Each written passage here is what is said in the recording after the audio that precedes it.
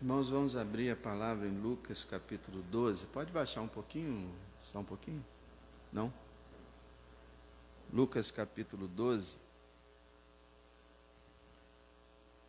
A gente terminou o capítulo 11 na semana passada, falando daquele jantar que o Senhor teve com alguns fariseus e escribas, e que ele os censurou severamente pela sua hipocrisia, por diversas coisas que eles praticavam e que estavam prejudicando aqueles que eles lideravam.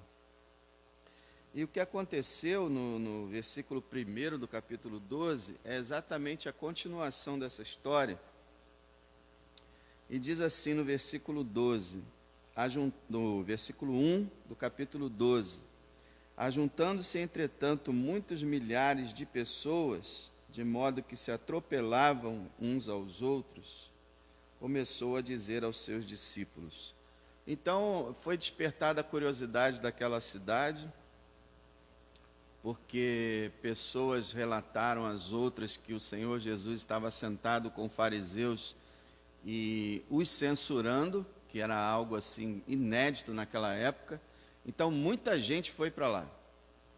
E aí o Senhor, quase certo, pela quantidade de pessoas aqui, que ele saiu à rua, e milhares de pessoas tinham tomado aquele bairro, aquela localidade, e nesse contexto que o Senhor começa a ensinar os discípulos.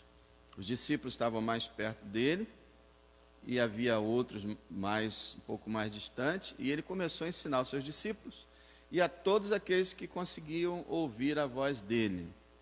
E o interessante no ensino dele, que a gente pode dizer que vai do versículo 1 até o versículo 21, e também pode ser que tenha continuado também do verso 22 ao 34, ele vai falar uma coisa básica nessa passagem: que nós não podemos confiar nos homens e que nós devemos confiar em Deus. É isso que ele vai falar. E é muito interessante porque ele tinha acabado de desmascarar os líderes religiosos, que eram homens, seres humanos apenas, e que estavam decepcionando. Então ele vai dizer, a partir dessa censura que ele trouxe aos fariseus, ele vai dizer para os seus discípulos para confiarem em Deus e não confiar em homem. Esse não foi um ensino novo, é um ensino bastante antigo. Abra comigo lá, se você puder, em Jeremias capítulo 17. Você vai ouvir umas palavras que eu não sei se você já leu alguma vez ou já ouviu. Bom, já ouviu, pelo menos parte dela. Jeremias 17, verso 5.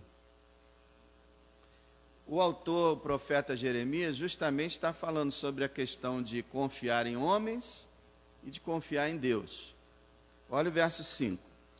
Assim diz o Senhor: maldito o homem que confia no homem e faz da carne o seu braço e aparta o seu coração do Senhor, porque será como a tamargueira no deserto e não sentirá quando vem o bem.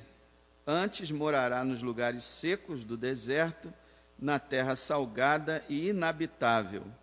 Bendito o homem que confia no Senhor e cuja esperança é o Senhor, porque ele será como a árvore plantada junto às águas, que estende as suas raízes para o ribeiro e não receia quando vem o calor, mas a sua folha fica verde, e no ano da sequidão não se afadiga, nem deixa de dar fruto. Então olha que palavra impressionante, né? Maldito o homem que confia no homem e faz da carne o seu braço, quer dizer, confia na força humana para lhe fortalecer, e bendito o homem que confia no Senhor, cuja esperança é o Senhor. Então ele deixou aqui bem claro a posição de Deus com relação a isso, lembrando os irmãos que quando a Bíblia fala maldito o homem que confia no homem, tem muita gente que interpreta isso errado. Muita gente que interpreta esse texto querendo dizer que Deus disse para a gente não acreditar em ninguém. Não é isso que ele está falando. Nós devemos, como um princípio de amor e de gentileza, acreditar no que as pessoas dizem. Somente quando tivermos suspeitas fortes para não acreditar que devemos desacreditar. Do contrário, nós devemos acreditar no que as pessoas dizem. O que está dizendo maldito o que confia no homem é maldito o que depende do homem e que a esperança está no homem e a confiança no homem. Por exemplo, aquele que acredita que um presidente da República vai mudar o Brasil é uma pessoa que está confiando no homem. E isso é maldição. Aquele que confia no pastor para alcançar o céu é uma pessoa que está debaixo de maldição. Porque maldito o homem que confia no homem. Então, confiar não é achar que todo mundo é mentiroso, apesar de que a Bíblia diz seja todo homem mentiroso. Mas é você colocar sua confiança no homem ou em coisas humanas. Volta lá em Lucas 12, e vamos ver que o Senhor vai ensinar a mesma coisa aos discípulos. Olha, confiem em Deus e não no homem. Por que ele vai falar isso? Quais as razões que ele vai dar para isso? Primeiro, ele diz que nós devemos confiar em Deus e não no homem, porque o homem é hipócrita, de uma forma geral, e toda a hipocrisia será desmascarada. Toda a hipocrisia será desmascarada. Eu disse que todo homem é hipócrita, exceto o verdadeiro cristão, é claro, não é? Mas mesmo o cristão, ele não é totalmente transparente e aberto para todas as pessoas, porque todos os seres humanos têm pecado, né? Então, toda a hipocrisia será desmascarada. Olha o que ele diz no verso 1, lá na segunda parte, que ele começou a dizer aos seus discípulos: olha, acautelem-se ou tomem cuidado, primeiramente, do fermento dos fariseus, que é a hipocrisia. Então ele disse para os seus discípulos: gente, cuidado com a hipocrisia dos líderes religiosos, os fariseus, e cuidado para que vocês mesmos não sejam hipócritas. Então, cuidado com o fermento dos fariseus, que quer dizer o comportamento falso deles e o ensino falso deles.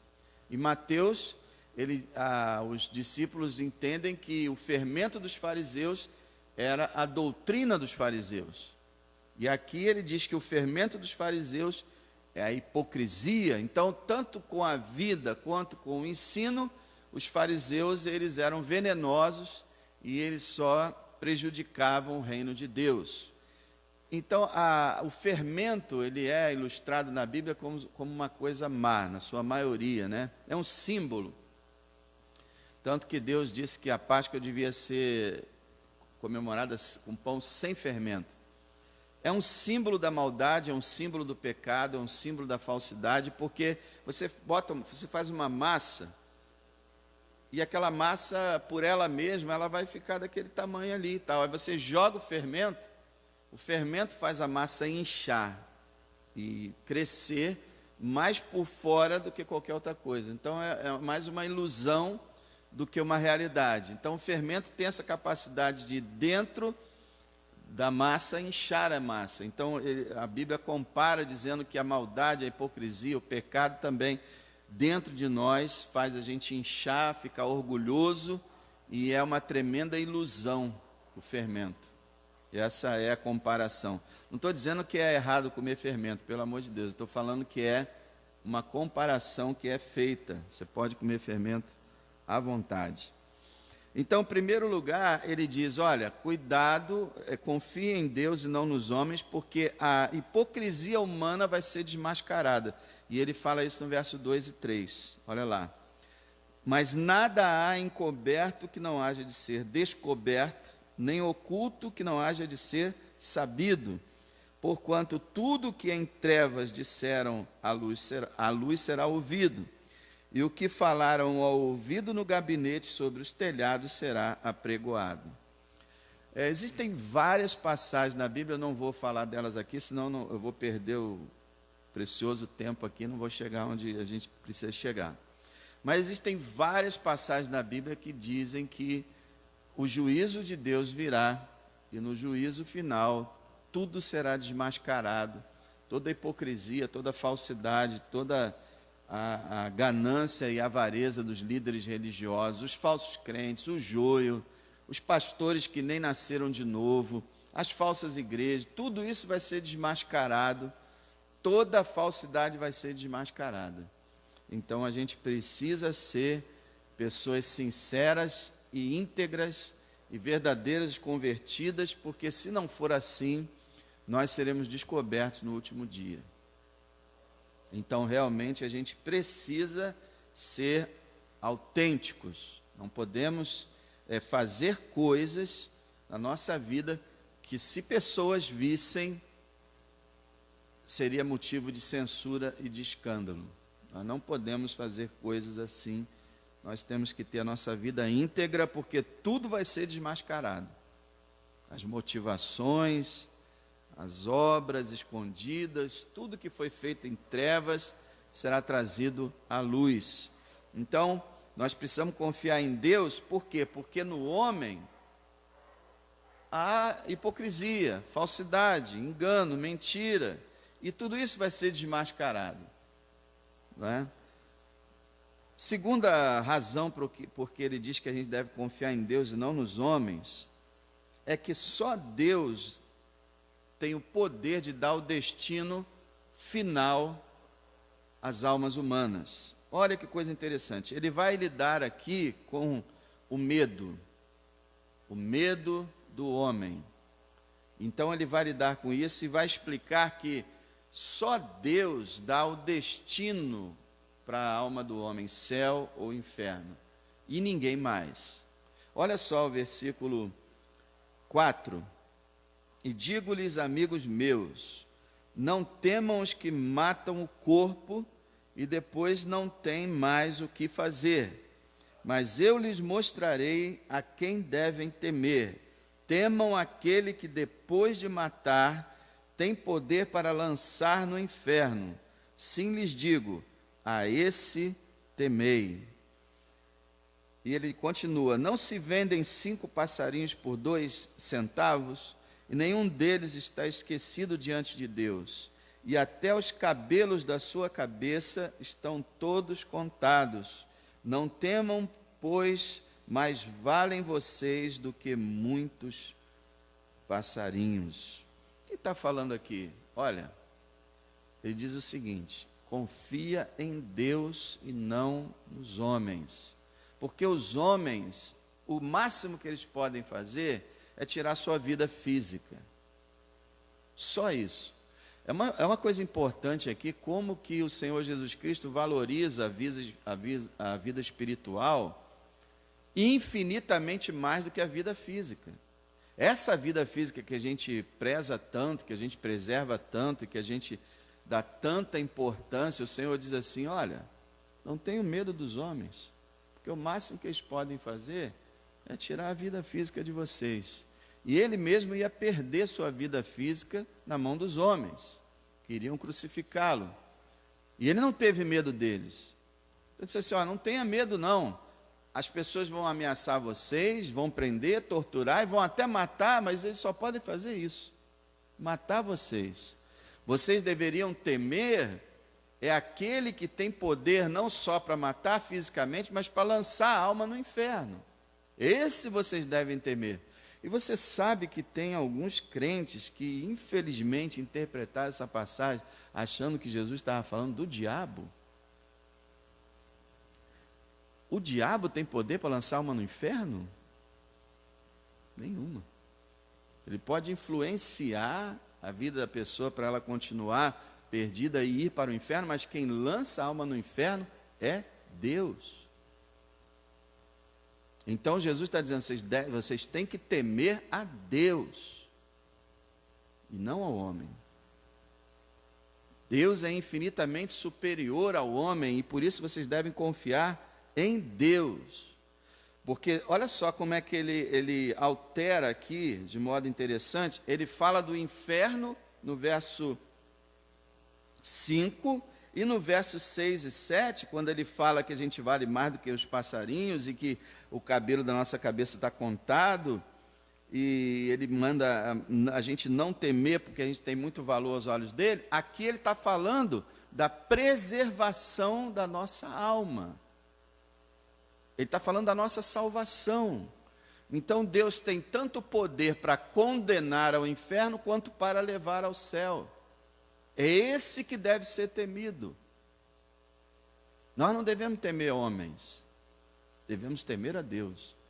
E o temor a Deus, o ímpio deve ter medo de Deus mesmo, pavor, tremer. Quem dera que o ímpio tremesse de medo, que é o que ele devia ter, porque ele vai ser lançado no inferno por esse Deus que criou o universo.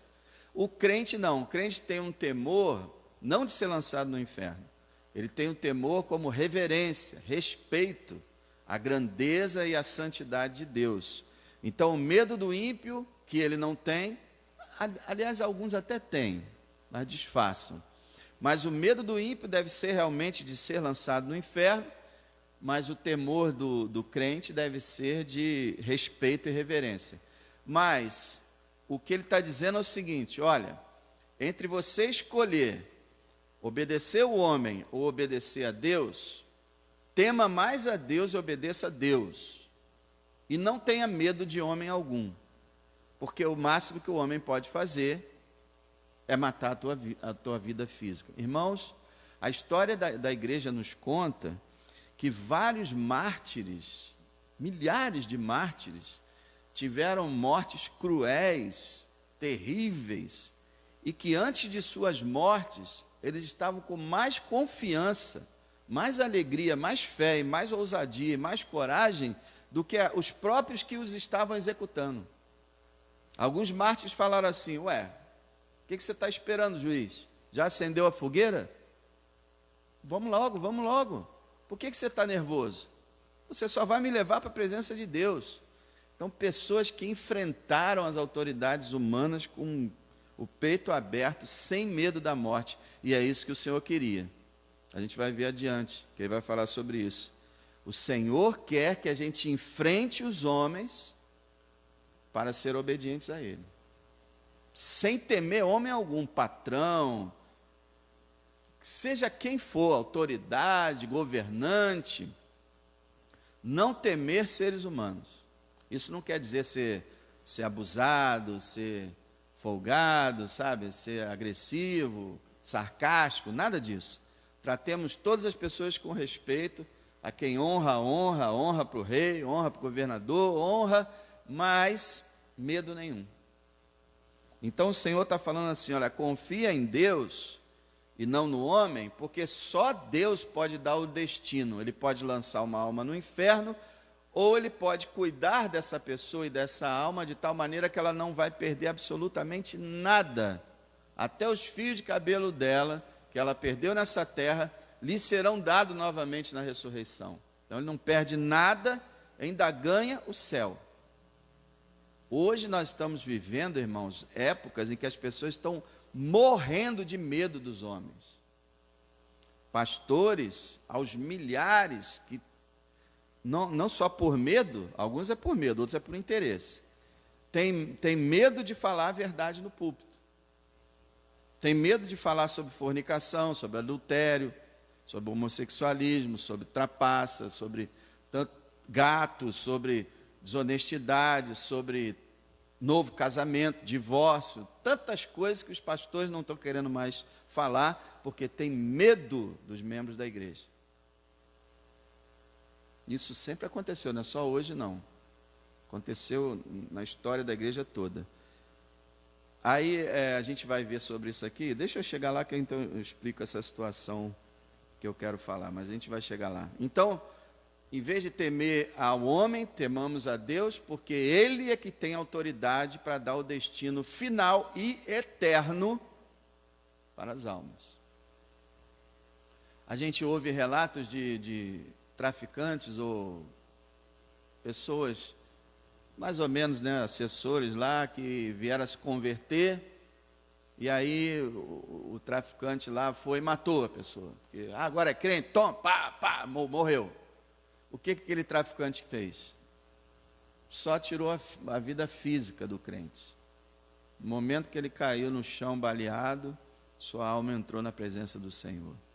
Então, o ser humano só pode tirar a vida física. E olha, mais uma vez eu quero lembrar vocês, como que o Senhor Jesus, assim, tipo, não deu tanta importância para a vida física assim. Ele falou assim, olha, percam a vida física, mas não percam a alma. Deixa, quer matar, quer prender, quer torturar, deixa. A alma está garantida. Não vão vender suas almas por medo de morrer. É isso que ele está falando. Então, só Deus dá o destino final das almas. Outra razão para a gente confiar em Deus e não nos homens é porque o versículo 8 e 9 fala que a confiança em Deus será recompensada e o medo do homem será castigado. Olha o versículo 8 e 9. A confiança em Deus será recompensada. Olha o verso 8. Digo-lhes que todo aquele que me confessar diante dos homens, também o Filho do Homem o confessará diante dos anjos de Deus. Diante dos anjos de Deus quando? Na sua vinda. Marcos 8, 38 fala sobre isso. Aquele que dentre essa geração adulta e pecadora se envergonhar de mim, das minhas palavras, eu também me envergonharei dele quando vier na glória do Pai com os santos anjos. Então ele está falando aqui do retorno dele. Ele está dizendo o seguinte: aquele que confessar a Cristo, que confiar em Deus e não tiver medo de homens, e confessar a Cristo, Cristo também o confessará. Então, quer dizer, o que é confessar a Cristo, gente? Naquele contexto daquela época, e na nossa época atual, por exemplo, num país como o Afeganistão, está acontecendo isso. Os talibãs matam aqueles que eles descobrem que são cristãos. E eles descobrem que são cristãos, pedindo que eles declarem a fé deles. Então você vê que a pessoa que, diante do medo dos homens, negar o Salvador, e vamos dizer assim, permanecer negando, porque eu acho que o Senhor pode até perdoar uma negação, isso aí é com Ele, a gente não sabe, a gente não consegue chegar a esse ponto, mas a gente sabe o seguinte, que a pessoa que periodicamente e durante a sua vida for negando o Senhor, mesmo sendo cristã, negando o Senhor na faculdade, negando o Senhor no trabalho, na hora de ser honesto, na faculdade, na hora que aqueles sábios do mundo vêm com aqueles negócios de evolução e dizendo que a noção de Deus é ridícula, e na juventude, em todas as áreas, quando você vai se calando, se escondendo, Jesus diz, quando eu vier, aí vai acontecer aquele negócio, né? Senhor, nós fizemos isso. Não conheço vocês. Não sei de onde vocês são. É uma expressão para dizer, não tenho nenhum relacionamento com vocês, não são meu povo, apenas confessaram com sua boca, de boca para fora, mas na hora que tinham que manter sua confissão, negaram, por medo, por vergonha. É aquele crente, né, que tem vergonha de ser crente. Tem vergonha de carregar a Bíblia. Não dá. A confissão tem que ser pública. Como o pastor gostava de dizer, né, que o Senhor não tem no seu povo agentes secretos. Todos os agentes de Cristo são públicos. Eles, com a sua vida e com seus lábios, eles professam que são cristãos. Então, aquele que confiar em Deus o suficiente para confessar que Cristo é realmente seu Salvador, será recompensado. O Senhor o receberá e confessará que essa pessoa é dele. Agora, aquele que tiver medo do homem será punido. Olha o versículo 9. Mas quem me negar diante dos homens, será negado diante dos anjos de Deus. Olha como ele coloca diante dos homens. Olha como a palavra está no contexto anterior, que ele falou para não temer os homens que matam o corpo, mas não podem matar a alma. Então, se você negar a Cristo diante dos homens, por medo deles, o Senhor também vai dizer assim, não, também não conheço, não. Isso criou uma crise na igreja primitiva, lá pelo século III, sem tamanho. Porque quando houve a perseguição romana, houve várias perseguições romanas, pelo menos 10. Aí os romanos, eles tinham épocas que eles perseguiam demais. E, numa dessas perseguições, eles pegaram muitos cristãos. E quem dizia, não, eu sou do Senhor. Quem é o Senhor, César ou Jesus? Jesus. Aí morria. Morria. Alguns deles, com medo, negaram para ficar vivos. E aí que entra essa história que eu acabei de falar.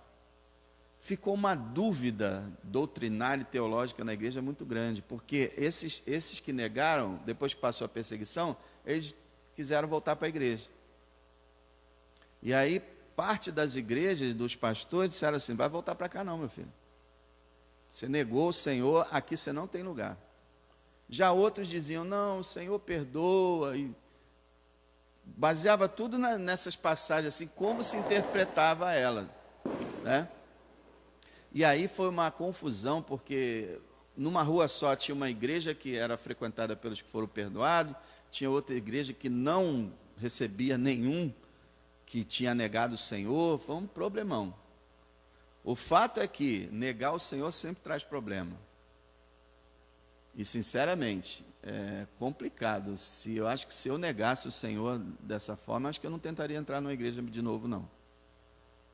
Eu acho que eu não teria essa coragem, não.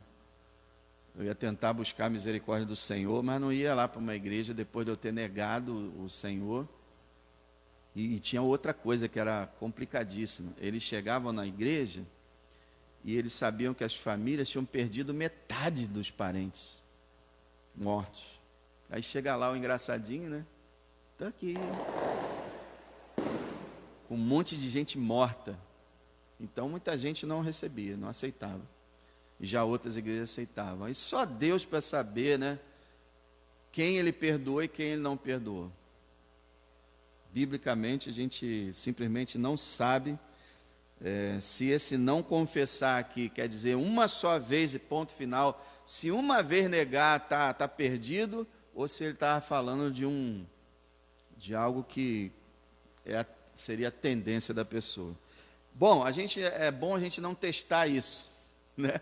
Não testar isso e não querer ficar negando o Senhor diante das situações, mas abertamente confessando Ele, porque a confissão será recompensada, mas o medo do homem será punido. Ele fala aqui, que no verso 9, que eu vou negar aqueles que negaram o meu nome por medo do homem. Eu não vou receber. E aí a gente percebe uma coisa, que o Senhor Jesus, Ele trata a gente da maneira que a gente trata Ele. Não completamente igual, porque é claro, Ele trata a gente muito melhor. Mas o que Ele diz é o seguinte, você me recebeu, eu te recebo no dia final. Você me rejeitou, eu te rejeito. Então Ele vai tratar conforme cada um tratou Ele. E isso é muito sério. Muito sério. Nós devemos confiar em Deus, não nos homens. E vem aí o quarto lugar, porque, versículo 10, falta de confiança em Deus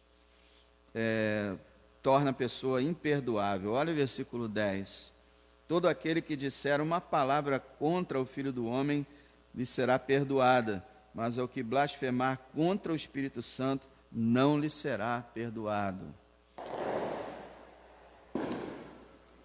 A gente lembra que no capítulo 11, o Senhor teve aquela discussão com os fariseus, que eles disseram que ele expulsava o demônio por Beelzebu, e dentro do contexto de outros evangelhos, ele falou essa palavra naquele momento também, e aqui Lucas nos narra que ele voltou a falar essa palavra aqui nesse episódio.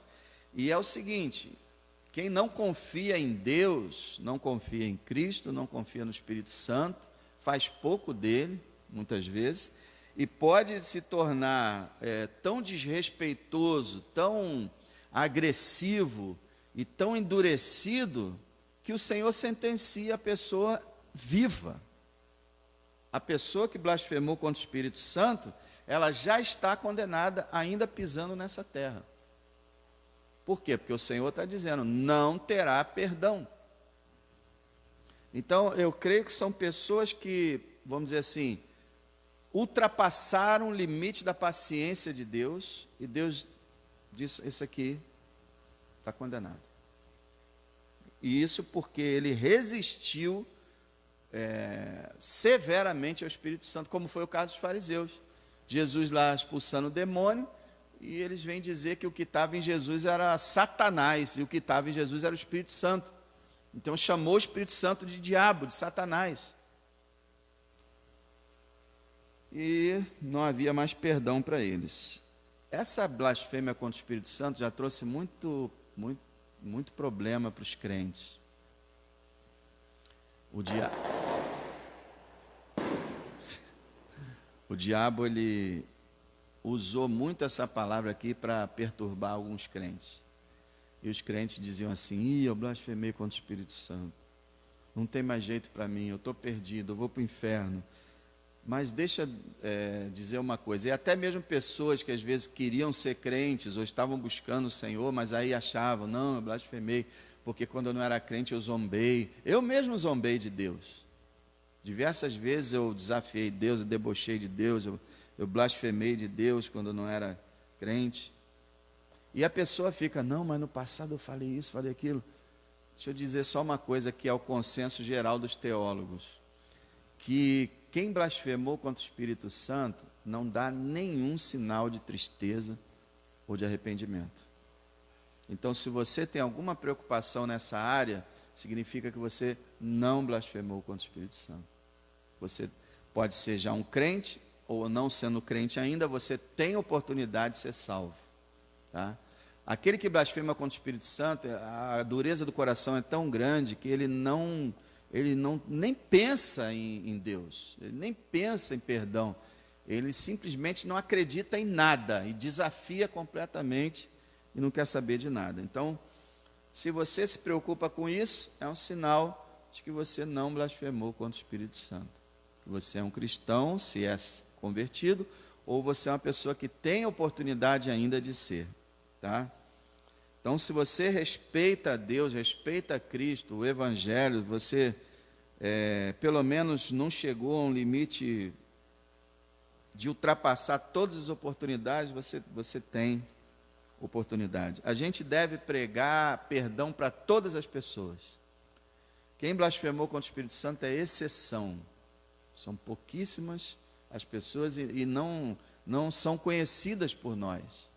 Nós não podemos olhar uma pessoa, como eu conheço alguns, que eles zombam, eles esculacham, não sei o quê, então eles não têm mais jeito. Não podemos pensar nisso.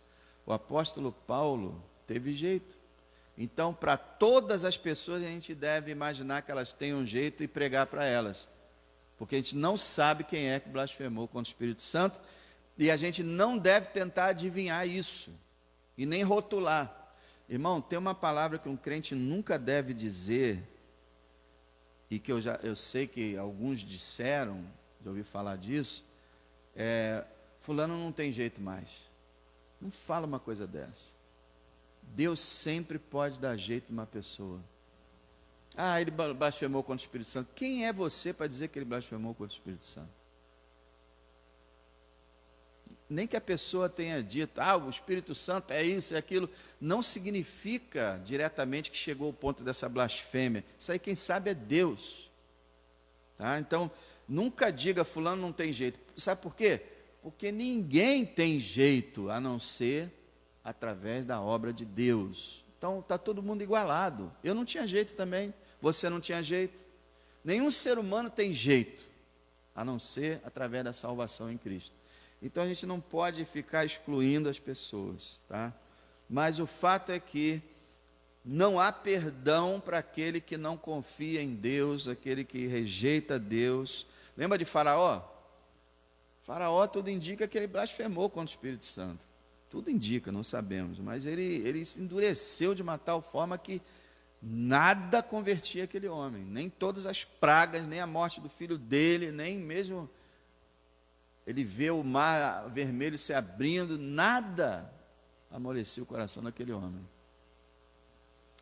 Então, a falta de confiança, né, pode deixar a pessoa sem perdão. Em quinto lugar, devemos confiar em Deus, não nos homens, porque Deus ajuda a vencer o medo do homem.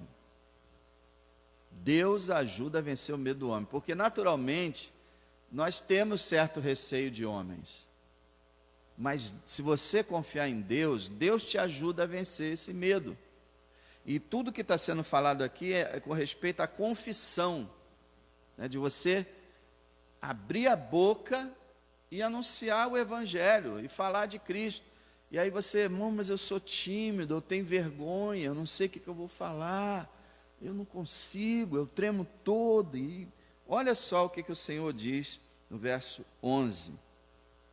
E quando lhes conduzirem às sinagogas, aos magistrados e potestades, que aqui significa autoridades, não estejam solícitos, né, ansiosos, de como ou do que vão responder, nem do que vão dizer, porque na mesma hora lhes ensinará o Espírito Santo o que vos convém falar.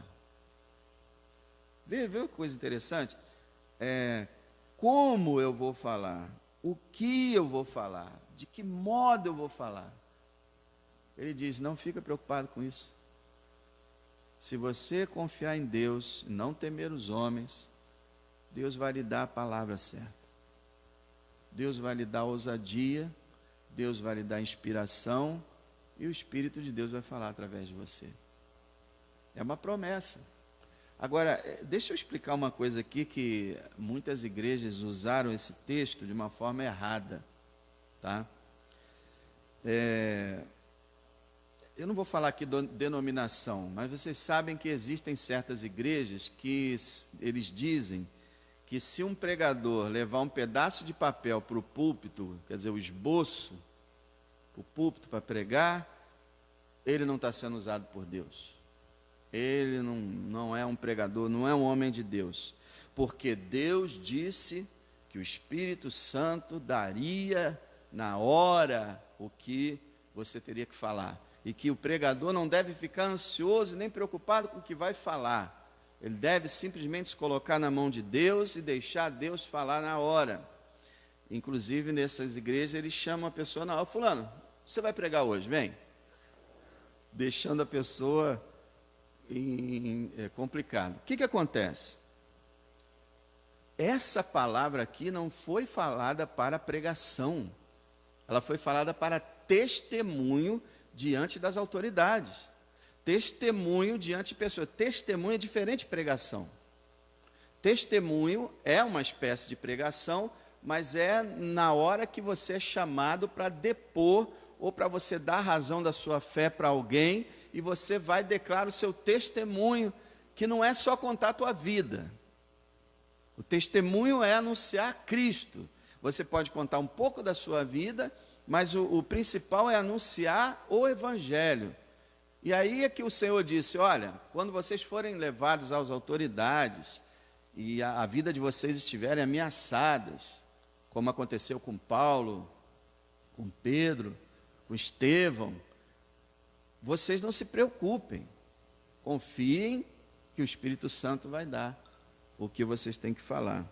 Agora, a pregação que é usada pelo Espírito Santo, ela não é apenas um testemunho, ou não é somente um testemunho. Ela é uma exposição de um texto bíblico, porque nós não temos mais os profetas que tínhamos na Bíblia, nem os apóstolos, embora muita gente se chame desses nomes. Nós hoje somos intérpretes da palavra. E eu digo para você, se eu vou explicar uma palavra, eu preciso estudar ela. Eu preciso estudar ela, eu preciso analisar ela, até às vezes nos programas que dão o original, grego ou hebraico, eu tenho que ler o que os homens de Deus na igreja anterior falaram sobre aquela passagem, para ver se a minha interpretação está correta. Então, nesse trabalho de preparação da mensagem, o Espírito Santo está usando, e quando eu vou entregar a mensagem, o Espírito Santo continua usando, até porque muita coisa que eu falo na hora, eu não premeditei antes. O que o pregador faz? Ele tem o esqueleto, o esboço das ideias que Deus deu a ele em casa. E aí ele vai pregar aqui, confiando na unção do Espírito na hora da entrega. Então, não é sinal de que o Espírito Santo não está usando você ter um esboço. Aliás, eu digo até mais, se eu pregasse nessa igreja, sempre com o que o Espírito Santo me desse na hora, rapidinho vocês iam ficar enjoados de me ouvir aqui nessa igreja. Rapidinho eu não teria mais, sabe? Porque Deus não trabalha só no que você vai falar na hora. Pelo contrário, normalmente, Deus honra o estudo, a preparação, a seriedade. Se você for estudar os sermões dos apóstolos em Atos, você vai ver que houve organização nos sermões deles. Houve um esqueleto também, houve um esboço também. Quando uma pessoa fala assim, do que dá na telha, normalmente a pessoa fala desconectada, sem conexão lógica, sem desenvolvimento, sem lógica. E aí o que acontece? As pessoas não aprendem, porque o ensino vem através das coisas fazerem sentido. Então, irmãos, Deus pode usar uma pessoa que se levantar na hora para pregar? Pode, claro que pode. Mas não deve ser essa a norma, e nunca foi a norma, o normal da igreja durante todos os séculos. Nunca foi. Os grandes pregadores que Deus levantou, eles se preparavam, eles estudavam, eles oravam, eles preparavam seu esboço e confiavam em Deus que desse a eles a unção na hora. Um pregador comparou o trabalho de um pregador com aquela questão de Elias. Elias preparou o altar, a lenha, as pedras, jogou a água, fez tudo o que tinha que ser feito para o sacrifício. E depois o que ele fez? Orou. E Deus mandou o fogo do céu. Então o pregador faz a sua parte se preparando, esperando que Deus o abençoe, também na preparação, mas quando ele vai entregar, ele espera que o fogo de Deus caia sobre aquilo que ele preparou. Entenderam? Então essa ideia de que você deve chamar o pregador para falar na hora e que o pregador não deve se preparar, não é a palavra correta, a maneira correta. E o único texto que eles se baseiam é esse texto, que não é para pregação na igreja. Tá bom? Agora, quem discorda disso, irmão? Amém. Isso aí são opiniões, são testemunho da igreja de anos e anos, mas se você acha que deveria ser de outra forma, cada um tenha no seu coração a sua crença, né? Mas então, irmãos, Deus ajuda a vencer o medo do homem. Agora, continuando essa história, esse ensino do Senhor, ele agora vai falar de dois homens que não confiavam em Deus. Olha que coisa interessante. Ele falou para a gente confiar em Deus, não no homem, não é? E agora ele vai mostrar dois homens que não confiavam em Deus. O primeiro homem está no versículo 13. Quando ele estava ensinando, né? Versículo 13 diz assim: disse-lhe um da multidão: mestre, diga a meu irmão que reparta comigo a herança. Esse é o primeiro homem que não confiava em Deus. Por que a gente sabe disso? Porque aquele homem simplesmente ele não tinha visão espiritual.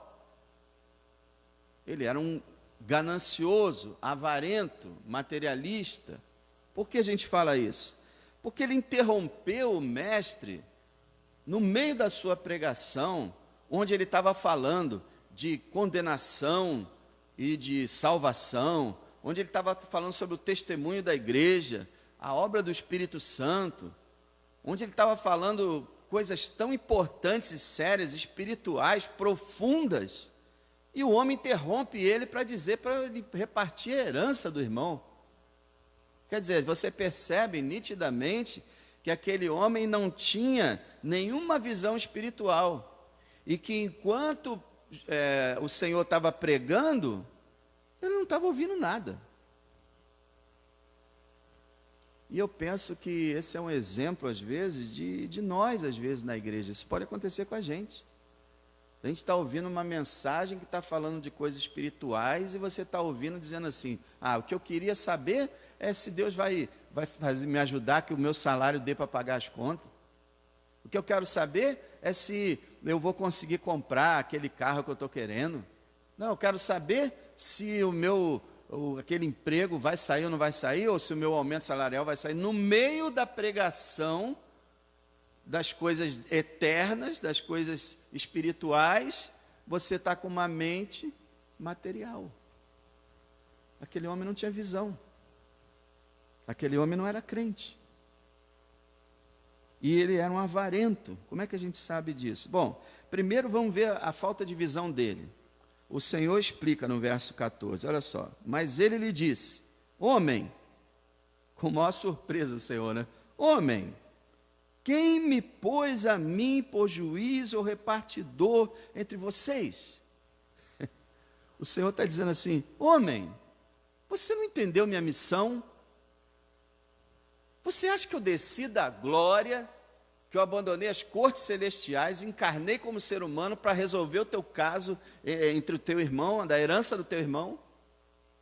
Eu estou falando aqui de salvação, de eternidade, do Espírito de Deus, de testemunho, de confessar, de não temer os homens e temer a Deus, e você vem falar de herança? Quem foi que me colocou com essa missão na terra? O Senhor Jesus tinha uma coisa maravilhosa, diz em Hebreus, que ele não exaltava a si mesmo e que ele não tomava nada para si. Ele precisava ter recebido do Pai. Tudo que ele veio fazer na terra era o que ele recebeu do Pai. E ele nunca recebeu do Pai a missão de ficar resolvendo problemas financeiros dos outros. Hoje, muitos pregam isso, né? Que Jesus veio para resolver problema financeiro. E aí tem a campanha disso, a campanha daquilo, e faz não sei o quê, faz não sei o quê, para você prosperar, para isso, para aquilo. E o Senhor continua dizendo hoje, homens, quem foi que me colocou com essa missão aqui nessa terra? A missão dele foi salvar a alma dos pecadores. Então a gente vê que ele não tinha visão. Segundo, a gente vê que ele era um avarento por causa do versículo 15. Olha lá. E disse-lhes, o Senhor disse, acautelem-se, né? Tomem cuidado e guardem-se da avareza, porque a vida de qualquer, ou a vida de alguém, não consiste na abundância do que possui. Olha aí. Para o mundo, as pessoas valem o quanto elas têm. Se uma pessoa é pobre, ela não é nada, ela não é nem enxergada. Se uma pessoa tem um patamar social, essa pessoa é importante. Mas o Senhor está dizendo, olha, a vida de uma pessoa não é o que ela tem, não. Vocês devem cuidar, você que me falou isso, e todos vocês devem tomar cuidado com a avareza. E a avareza, diz a Bíblia, é idolatria. E o que é a avareza? No popular, mão de porco, pão duro. É o camarada que, ele até as coisinhas mínimas que ele tem, é meu, não toca, é meu. E a pessoa que só pensa nas coisas materiais, que não quer dividir nada com ninguém, e que vive para os bens. O Senhor fala, olha, cuidado, a vida não é isso não. Tem gente aí multimilionária que está indo para o inferno. Aí a gente volta de novo àquela história de Jesus sobre o corpo, né? Matar o corpo, lançar a alma no inferno. Os milionários, multimilionários estão aí indo para o inferno. E tem pessoas extremamente pobres indo para o céu. Então a gente tem que sair desse negócio, e as igrejas estão se afundando nisso. Porque muitas igrejas hoje visam esse lado e fazem os olhos dos homens crescer. Venha para cá, que você vai enriquecer. Você vai ter aquele carro que você sempre sonhou. Aí você vê os testemunhos nos programas noturnos. Os testemunhos não são assim, Jesus salvou minha alma, Jesus mudou meu coração, Jesus me libertou. Não. Os testemunhos são, eu tinha uma cabecinha de porco lá, de uma portinha, agora eu tenho uma grande empresa, com 15 funcionários. É assim. Então, abrindo os olhos das pessoas para os bens. Quando o Senhor falou, olha, larga a avareza. Sabe o que é avareza? Irmão, estou falando para todos nós e para mim também. Sabe o que é avareza? Eu estou triste, eu estou enfadado, estou cansado. Vou no shopping comprar alguma coisa. Isso é avareza. A tua felicidade, a tua satisfação está na roupa, está no sapato, está no carro, está até no como é que eles falam agora? No combo que você come. E tua satisfação está nisso. E se você não tem essas coisas, você fica incompleto. Misericórdia, né? E os crentes que estão comendo feijão e ovo? Alguns nem ovo mais têm como comer. Graças a Deus não estou falando de ninguém daqui da igreja, eu acho. Mas existem muitos aí que não estão conseguindo nem comprar mais ovo. Como é que eles vivem? Se a gente depende de ir para o shopping, de comprar na internet, se a gente depende de ficar nesse compra. A vida não é isso não, irmão. A vida não é vamos comer, vamos beber, vamos nos vestir, vamos nos alimentar, vamos comprar, vamos vender. A vida não é isso não. O corpo é só uma casca. O que importa é o núcleo, a nossa alma. E a nossa alma não precisa de roupa, de comida, de bebida, de bens. Irmão, por favor, você teria que ver o escândalo que a igreja tem cometido com essa história. Se você analisar, leia os evangelhos, leia as palavras do Senhor Jesus Cristo, veja quantas vezes ele combateu esse negócio de riqueza, esse negócio de querer bens, essa avareza. Quantas vezes ele falou sobre isso? Ele chegou a falar assim, olha, vendam tudo que vocês têm então, vendam, deem aos pobres. Ele não falou isso só para o rico, não. Teve outras ocasiões que ele falou, pega a bolsa, vende, pega os seus bens, vem, distribui. Ajuda os pobres. Então, cuidado com a avareza. Todos nós somos tentados a isso. Todos nós. E aí, esse é o homem, né? O primeiro homem que não confiava em Deus. O segundo homem quem é? É o homem que ele criou na parábola. Ele vai contar uma parábola maravilhosa, a respeito dessa questão da avareza e de viver para os bens materiais e não confiar em Deus. Olha lá, o versículo 16. E propôs-lhe uma parábola dizendo, a herdade aqui quer dizer propriedade, né? A propriedade de um homem rico tinha produzido com abundância. E pensava ele consigo, dizendo, que farei? Não tenho onde recolher os meus frutos? Olha aí, problema, né? Eu costumo dizer que dinheiro sempre é problema, quando tem pouco ou quando tem muito. Eu já passei por isso. Não é muito, mas eu tinha um pouquinho sobrando, o que eu vou fazer com esse dinheiro? Poucas vezes na minha vida sobrou eu. O que eu vou fazer? Eu vou comprar o quê? Não dá para comprar aquilo. Eu comprei. A cabeça quente. Ele ficou com a cabeça quente aqui, porque tinha demais. O que eu vou fazer com essa sobra? Olha, a sobra deu problema. Por isso que lá em Provérbios diz, olha, Senhor, me dê só a porção costumeira, não me dê muito nem pouco. Se me der muito, eu vou esquecer que o Senhor existe. Se me der pouco, eu vou também blasfemar do Senhor. Me dá só aquele negócio mesmo que eu tenho, tá bom. Você fica muito pobre, é perigoso. Você fica rico, é perigoso. Então, deixa como está. Olha só o que ele falou. Não tem onde recolher meus frutos. 18. E disse, farei isso. Derrubarei meus celeiros, edificarei outros maiores. Ali recolherei todas as minhas novidades, quer dizer, meus novos frutos, os meus bens, direi à minha alma, alma, tens em depósito muitos bens para muitos anos, descansa, come, bebe e folga, aqui quer dizer, se alegra. Essa história é fantástica, irmão, a sabedoria do Senhor, eu já preguei essa passagem várias vezes, ela é fantástica.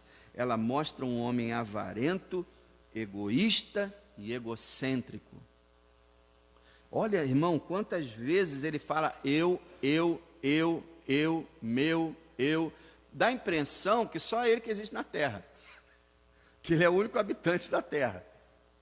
Que olha só, irmãos, olha só. Versículo 17. Que farei? O que eu vou fazer? 18. Eu vou fazer isso. Derrubarei, eu edificarei, eu recolherei os meus bens, ele diz, e direi à minha alma, é assim, eu, meu, eu. Ele não pensou em ninguém, senão nele. Ele não pensou assim, pô, eu vou pegar essa sobra, já que eu tenho demais. Ele destruiu o que ele tinha para construir maior. Poxa, eu já tenho demais, já está abarrotado o meu celeiro, vou pegar essa sobra aqui e vou dar para o vizinho, que não tem, coitado, aquela fazenda lá, o meu parente que está lá. Eu vou dar para o sacerdote, vou dar para a igreja. Está sobrando isso aqui? Não, é meu. O que eu faço com o que é meu? Bom, tem que abrir então um espaço para entrar mais, mas é meu. É meu. A gente às vezes é assim até com sanduíche. Até com um copo de suco. É meu. Viu quanta briga tem dentro de casa, às vezes marido e mulher por causa disso? É meu. Você pegou aquele bombom que estava lá? Peguei, mas era o último bombom. E olha, rapaz, já teve até briga física, com certeza, por causa dessas coisas. É meu, eu quero. A criança já nasce assim. O ser humano, menos de um ano, já está assim. Olho grande. A chamada inveja também, né? Ele comprou um carro mais novo que o meu. A TV maior, o celular, rapaz, olha o celular, eu quero um assim, olho, e as pessoas sabem disso, né? Tu sabe, o comerciante, o empresário, sabem disso, eles trabalham em cima disso, para fazer você trocar as coisas, para ganhar o teu dinheiro. E aí, ele era avarento, egoísta, egocêntrico, e uma coisa interessante, Deus não existia para ele. Deus não existia para ele, porque ele não falou nada a respeito de Deus, nem de agradecer a Deus. E quando ele falou assim, no verso 19, e direi à minha alma, alma, tens em depósito muitos bens para muitos anos, descansa, come, bebe, se alegra. Mas ele é Deus? Como é que ele sabe que ele vai ter muitos anos? Porque sabe que vai ter saúde? Ele é Deus. Você sabe que tem pessoas que acham que são Deus. As pessoas são poderosas, são ricas e dizem, eu controlo tudo. Eu determino o meu futuro. Eu faço tudo e eu vou ter isso, vou ter aquilo, vou ter aquilo, vou ter aquilo. Lembra de Tiago? Ou vocês chegam, vamos, ano que vem, nós vamos contratar, vamos comprar, mas vocês deviam falar, se Deus quiser, vamos fazer isso ou aquilo. Então ele está lá, eu, e olha, eu quero dizer mais uma coisa, eu vou ter felicidade, fartura e alegria por muito tempo. Deus não existe para ele. E aí a gente aprende que ele estava iludido. completamente iludido, enganado pela sua avareza, pelo seu egoísmo, pelo seu egocentrismo, porque no verso 20 diz assim: mas Deus lhe disse, na história, né? Louco, esta noite te pedirão a tua alma, e o que tens preparado, para quem será? Esse Deus lhe disse aqui, significa exatamente que não é necessário que Deus tenha dito isso para ele. O que aconteceu aqui foi que Deus, avaliando a vida dele, se dirigiu a ele assim, como que dizendo assim: você está louco, você vai morrer hoje, e tudo que você fez, vai para quem? Você simplesmente desperdiçou sua vida, você é um louco. E ele morreu.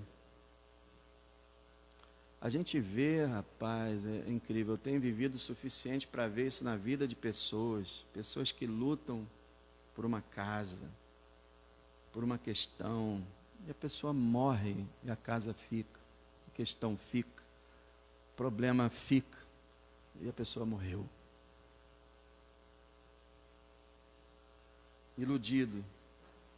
Quem quer que diga assim: amanhã de manhã eu vou levantar às 7 horas e vou trabalhar. Quem quer que diga isso com certeza absoluta é um iludido. Porque pode ser que a gente não acorde amanhã. Ou pode ser que Jesus volte hoje durante a madrugada. A gente não sabe de nada. E aquele homem foi iludido e simplesmente ele morreu, não só fisicamente, mas eternamente. O Deus que tem poder para lançar a alma no inferno, lançou a alma dele no inferno. Versículo 21, o Senhor adverte: assim é aquele que para si ajunta tesouros e não é rico para com Deus. Então, amados, nós temos que confiar em Deus e não em nós, não em homem e não em bens, e em coisa nenhuma a não ser Deus, o Pai, o Filho e o Espírito Santo. E eu quero terminar com uma coisa, eu não sei se você notou, deve ter notado. As pessoas hoje falam assim, gente até de igreja: ah, Deus é amor. Oh, Deus é amor, então Deus não pode lançar a gente no inferno. Deus é amor. Como é que o Deus é amor pode condenar pessoas ao inferno? Aí as pessoas simplesmente descartam isso. Os adventistas mesmo são uns, negam o inferno, descartam, porque não podem entender. Mas olha só, a Bíblia não pede para você entender, pede para você acreditar. E você vê nesse texto que nós lemos, que no versículo 5, o Senhor falou que Deus lança a alma no inferno, e no 6 e no 7, falou que Deus salva. É o mesmo Deus, que lança a alma dos perdidos no inferno e que leva pessoas para o céu. O mesmo Deus. Ah, não consigo entender isso. Bom, você tem que crer. Deus é amor, mas Deus é santo. Deus é misericordioso, mas Ele também é justo. E existem esses dois lados nele que formam o seu ser completo. Então a gente não pode tirar o fato de que Ele lança no inferno e também não pode tirar o fato de que Ele resgata para o céu. Esse é o Deus da Bíblia. Ah, mas eu não entendo. Mas quem é você para julgar o Deus da Bíblia, o Deus verdadeiro? Quem você pensa que é? Paulo que usa essa linguagem, né? Lá em Romanos 9. Ah, mas se é assim, então por que Deus se queixa? Mas quem é você? Por acaso o vaso pode dizer para o oleiro: por que me fez assim? Que nós possamos aceitar Deus como Ele é e anunciar isso, não se envergonha não. Tem gente que tem vergonha hoje de dizer que Deus envia pessoas ao inferno. Não, isso é um absurdo, não consigo falar isso, não posso falar isso. O Deus da Bíblia é isso, Ele é assim. Então que a gente anuncie o Deus como Ele é e não crie um Deus fictício, e que a gente confie nele e não confie em homens, e que a gente continue confessando a nossa fé publicamente, porque senão arrisca a gente acabar parando no inferno. Então a gente precisa pedir a Deus coragem e pedir que o Espírito Santo nos use. Você que gosta de evangelizar, você que tem vontade de falar de Cristo para as pessoas, ora a Deus. Leia de novo esse texto em casa e peça a Deus: Senhor, o Senhor prometeu que o Espírito Santo vai me ajudar. Eu peço essa ajuda, me ajuda. E você vai ver que Ele ajuda. Ele vai ajudar. Se você o obedecer, estudar a sua palavra, porque também Ele não vai colocar conhecimento que você não tem na tua cabeça assim de repente. Ele vai trabalhar, usar a tua mente, que você já leu a palavra. Ele não vai, por exemplo, se você nunca leu um texto bíblico, Ele não vai colocar um texto bíblico que você nunca leu na tua mente. Ele pelo menos não costuma agir assim. Ele age dentro daquilo que você tem lá. Então, estuda a Escritura, lê a palavra de Deus, leia o Evangelho, estuda o Evangelho, e aí Ele vai te usar.